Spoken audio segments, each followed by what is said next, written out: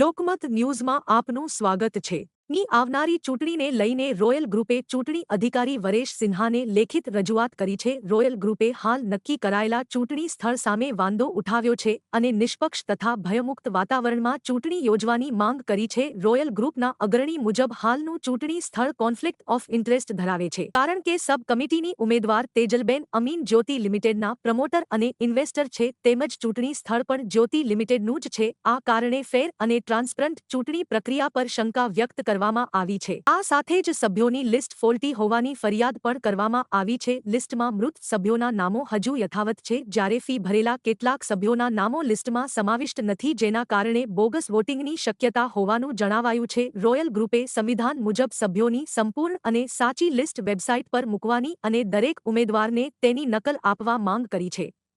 સિન્હા સાહેબને રજૂઆત કરવા આવ્યા છે કે જગ્યા છે કોન્ફ્લિક્ટ ઓફ ઇન્ટરેસ્ટ સાથે છે, કારણ કે એક કેન્ડિડેટ જે અત્યારે સબ કમિટીમાં લડી રહ્યા છે તેજલબેન અમીન, જેઓ જ્યોતિ લિમિટેડના પ્રમોટર પણ છે, ઇન્વેસ્ટર પણ છે અને ફેમિલીમાંથી છે.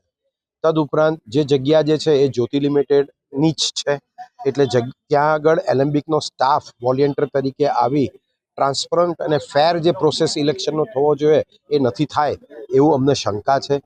વધારામાં જે લિસ્ટ આપવામાં આવ્યું મેમ્બર્સ લિસ્ટ, બાયોમેટ્રિક કાર્ડથી એ લોકોએ બધી ડિટેલ મેમ્બર્સની લીધી છે, પરંતુ જાણી જોઈને અમે લોકો સંપર્ક ના કરી શકીએ મેમ્બરનો ફોનથી કે ડિજિટલી, એના માટે એમણે જે લિસ્ટ બહાર પાડ્યું છે એ બી ફોલ્ટી છે, જેમાં કેટલા લોકો ગુજરી ગયા છે એ લોકોના પણ નામ કમી નથી કર્યા, અથવા તો અને એના આધારે બોગસ વોટિંગની શક્યતા રહેલી છે. વધારામાં જે મેમ્બરે ફી ભરી છે એ લોકોના નામ નથી એની અંદર.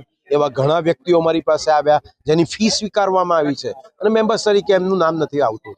સો આવું ફોલ્ટી છે, તો એની ઉપર ધ્યાન આપી અને ટ્રાન્સપરન્સીનો જે કોન્સ્ટિટ્યુશનની અંદર આર્ટિકલ છે એ મુજબ વેબસાઇટ પર મૂકવામાં આવે અને દરેક કેન્ડિડેટને એની ફેર કોપી આપવામાં આવે.